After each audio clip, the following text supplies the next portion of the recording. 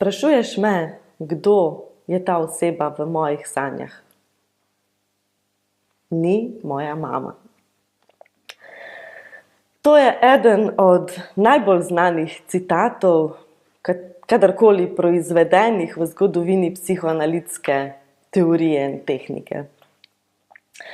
Ampak v bistvu ne gre samo za tehniko, s katero seveda psihoanaliza operira, je tudi ključen element metapsihologije.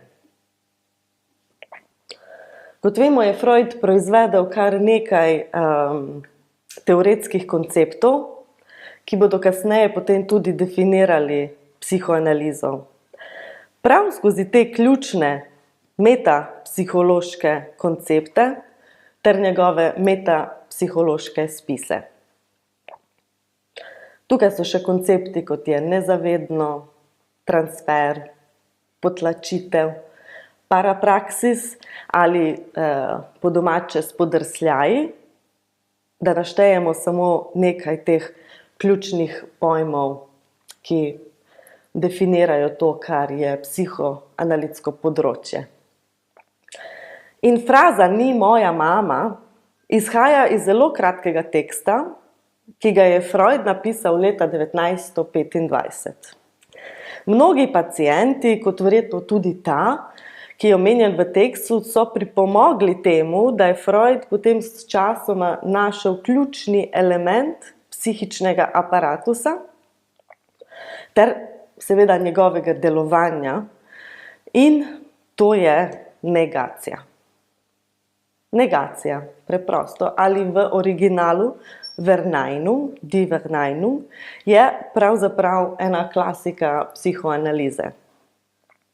Lahko bi rekli, da je glavni steber in začetek vsega, kar sledi v tej zgodbi, ki ji rečemo psihoanaliza. In brez negacije ni psihoanalize. Brez negacije verjetno ne bi bilo tudi še marsičesa drugega, recimo ne bi bilo kapitalizma ter nenehnega gona smrti, ki neizbežno sledi logiki profita in akumulacije. In tukaj še enkrat se moram vrniti na citat Freuda, ki vedno znova odzvanja bolj resnično in tudi profetično.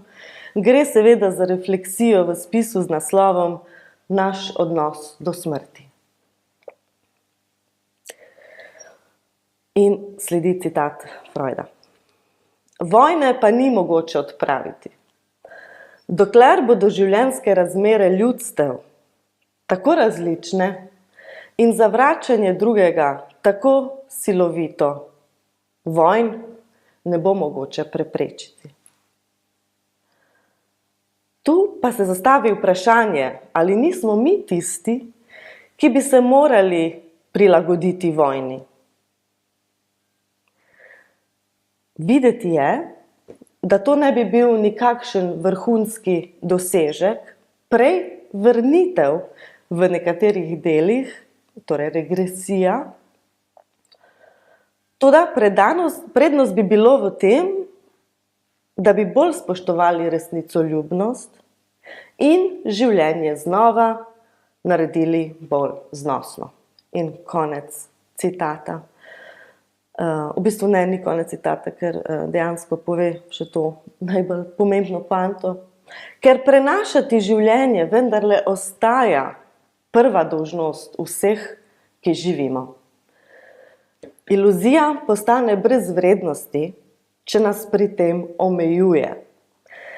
In spomnimo se starega pregovora, si vis pacem para bellum, pomeni, če želiš mir, se pripravi na vojno.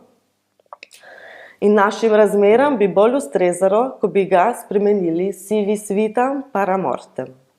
Kar pomeni, če hočeš živeti, zdržati življenje, se pripravljaj na smrt. Če želiš mir, se pripravi na vojno. Ta večni latinski pregovor je v današnjih razmerah grozljivo realna perspektiva. Trump kot emblemantna simptomatika današnjega razpadajočega se kapitalističnega sistema pa kaže ravno na še eno kontradikcijo, ki je vsekakor generirana skozi ta konflikt sistema samega. Namreč, negacija in potlačitev, kot tista dva ključna elementa psihičnega aparatusa, sta v veliko pogledih seveda problematična vzgiba, saj vemo, da tisto, kar je potlačeno, se ponavadi potem vrača v izbruhih najrazličnejših simptomov. Po drugi strani pa prav zaradi možnosti te primarne potlačitve, to, da sploh človek lahko nekaj potlači, dejstvo, da določene stvari lahko potisnemo globoko v nezavedno, je pravzaprav samoohranitveni obrambeni sistem, če želimo tako, omogoča vsaj neke vrste toleranco življenja. In kot pravi Freud, je to navsezadnje dolžnost vseh nas, ki živimo. In da lahko nekaj potlačimo in potem negiramo tisto, kar je bilo potlačeno, seveda, kot je to v primeru ni moja mama, seveda material mama je potlačen in skozi sam proces potlačitve lahko dejansko zavest dostopa do tega samo skozi ni, torej ni moja mama. In to omogoča relativno homeostazo v zavesti. Ego je nekako s tem pomirjen, je kritičen do materiala, ki prihaja iz nezavednega, ter seveda brani svojo integriteto, svojo neko esenco. In za ego je to ključnega pomena, saj skozi ego si ustvarjamo sliko tega, kakšni smo, ter kako nas vidijo drugi. Kako vidimo sebe skozi oči drugega, ki nas vidi. In druga poanta je pa seveda, da v analizi, torej skozi psihoanalizo, nikoli ne odkrijemo ne, torej ne nezavednega. Nezavedno kot beseda že vsebuje ne. In ta ne, zavedno, ne je ločnica med tistim, kar je zavestno in tistim, kar je nezavestno. In negacija te osnovne negativnosti, če lahko razmišljamo o osnovni negativnosti kot nezavedno, to lahko potem primerjamo do neke mere s Heglovim dialektičnim procesom, kjer negacija negacije pripelje do razrešitve konflikta, do Aufhebunga. Torej, ego je tisti, ki negira neko osnovno negativnost, katere je nezavedno, ker ne želi vedeti ničesar o tem. Torej, ego ima neko inherentno potrebo tudi po ignoranci ali pa željo po ignoranci. In z drugimi besedami, ego ali zavest lahko prepozna tisto, kar je nezavedno, lahko pride v zavest, ampak samo tako in pod pogojem, da je to spoznanje potem negirano. Ta oseba v sanjah ni moja mama, torej je vsekakor moja mama, ampak si ne morem nekako sploh zamisliti, da bi lahko sprejel to dejstvo. Torej, spoznanje je negirano ali izraženo skozi negativno formulo, torej ne. In negacija je ključna, ker v nekem smislu, seveda, ko smo rekli, brani zavest, tudi pred nekimi impulzi, instinkti, ki so v samem jedru, bomo rekli, neke libidinalne ekonomije. Torej tisto, kar poganja celotni psihični, pa ne samo psihični aparat. In ti impulzi ali goni, kot jih je poimenoval Freud, so pa seveda spolne narave. Ja, Freud je bil tisti, ki je postavil to zelo drzno tezo, da so vsi goni seksualni, in da obstaja samo eden in fundamentalen gon, ki pa je gon smrti. Ja, točno tako. Torej, Eros in Thanatos sta v bistvu eno in isto ali pa dve sili, ki se konstantno med seboj uničujeta ali izničujeta. Seks je smrt in smrt je seks. Kaj pa ima sploh smrt opraviti z seksom? Ja, v bistvu ne tako veliko, ali vsaj ne v tem zelo direktnem smislu. Ni tako direktno in preprosto. Za začetek je mogoče boljše vprašanje, kaj pa je med tema dvema dimenzijama. Nekje mora biti neko nasprotje, recimo življenje kot primer. In glede na to, da, kot smo ugotovili, nezavedno ne pozna negacije, je potem takem čista pozitivnost. Torej, nezavedno ne pozna smrti. Ergo, nezavedno je nesmrtno. Ali drugače je nek surplus življenja, življenjske sile, kakorkoli. In mogoče tukaj najdemo ta element življenja, tega nepremagljivega in večnega. Ta sila življenja, ki žene človeka v smrt. In torej nekako je jasno, da je nezavedno v konstantnem konfliktu z zavestno ravnjo. In ta konflikt je v sami osnovi produktiven. Je spet ta pogonska sila, motor, ki omogoča gibanje. Recimo, negacija je produkt tega konflikta. Ali pa solidarnost. Verjetno tudi občutki ponosa ali pa sramu. Lahko bi rekli, da med smrtjo in seksom je lahko tudi sram. Nekaj, kar v današnji družbi skoraj popolnoma izkoreninjeno. V razvitem kapitalističnem sistemu in svetu se občutkom sramote potrebno izogniti za vsako ceno. Zakaj ima sram tukaj očitno centralno vlogo? In zakaj je kapitalizem tako rekoč libidinalna sila čiste smrti? Kaj te dve realnosti imata skupnega? In mislim, da se odgovor ponuja kar sam od sebe. Sploh, če vzamemo primer svetovne politike danes z Ameriko na čelu, kot poblaznele imperialistične sile, kateri se čas zelo hitro izteka. Reakcije in akcije kažejo na to realnost zelo prepričljivo. Torej, občutki sramote ali strah pred tem, da bi bili osramočeni, da bi bili nekako razkrinkani pred celotno svetovno skupnostjo, s tem pa seveda tudi izločeni iz nje na nek način, je recimo ena od varovalk, skozi katero sta recimo mednarodni zakon, etiketa internacionalne politike lahko bila upoštevana ter seveda visoko spoštovana, tako rekoč najvišja vrednota nekoč. Kajti cena, ki si jo moral plačati, je bila enostavno zmeraj prevelika. In kje je ta sramota danes?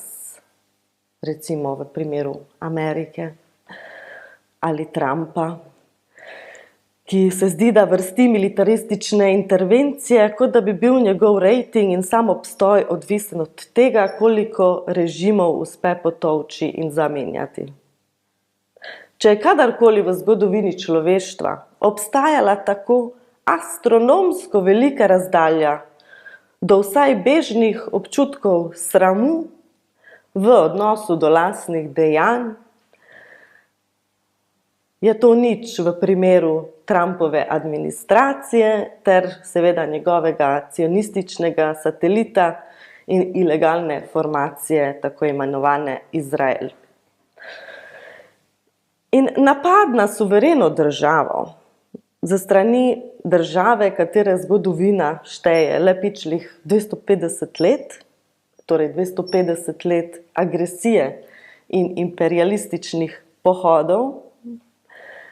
Njena tarča napada pa Iran, država, ki ima za sabo civilizacijo staro več kot 2500 let. In seveda z vsemi svojimi problemi in izzivi, pa vsekakor kljub vsemu temu zibelka civilizacije človeške kot take. To, da se Amerika čuti poklicano v vlogo svetovnega policista, pod lažnimi pretenzijami strmoglavi en režim za drugim kot zastavo, z enim edinim ciljem, da si jih podjarmi. To, da Amerika in ameriški imperializem že stoletja izvaja agresivno politiko ekstrakcije ter opustošenje celotnih regij. To, da ugrabitev ali uboj državnih voditeljev ne predstavlja nobene tako nestrateške, kaj šele moralne ali etične zagate. To, da bombardiraš vrtce in šole, bolnice in celotne mestne četrti po vsem svetu pod zastavo miru in demokracije. Torej, to ni neka perverzna struktura Amerike kot takšne ali Američanov kot nek fundamentalno sprevrnjen narod. Obsojanje nekega naroda ali kulture ali pa posameznih voditeljev je pravzaprav samo del te inkonzistentnosti sistema kot takega. To ne pomeni, da seveda ti ljudje niso odgovorni za dejanja, ki jih seveda vsak dan, za katera se vsak dan odločajo. Tisto, kar pa je v srži tega antagonizma, kar daje sami dinamiki elan, kot je to v psihi seksualni gon smrti, je v globalni dinamiki to kapitalizem. Kapitalizem, ki sloni na eksploataciji enih za profit peščice drugih.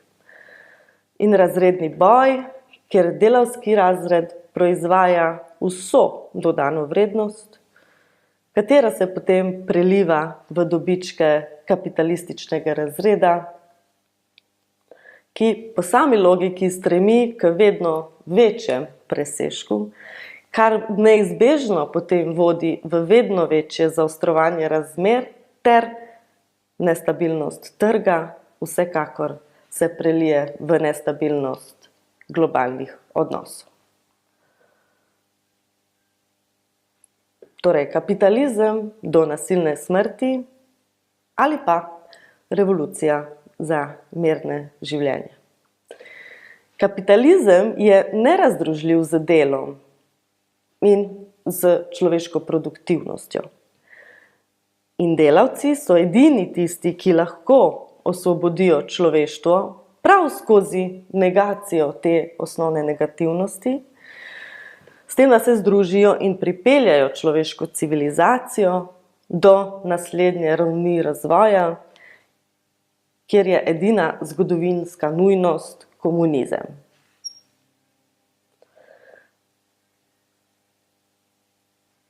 Jugoslavija je bila ena od teh edinstvenih singularnih poskusov iti onkraj teh zgodovinskih omejitev. Po oktobrski revoluciji leta 1917 je bila praktično ena od redkih, če ne edinih obljub za nek onkraj tistega, kar je bilo mogoče v danih zgodovinskih pogojih. Ali pa, da citiram Damira Avdića, prominentnega pesnika in filozofa iz Tuzle. Avdić pravi: bratstvo, jedinstvo je završilo na dva flora. U masovnim grobnicama i koncentracionim logorima. Na kojem od ta dva flora Želiš da ti sviram? Pičko jedna nostalgična.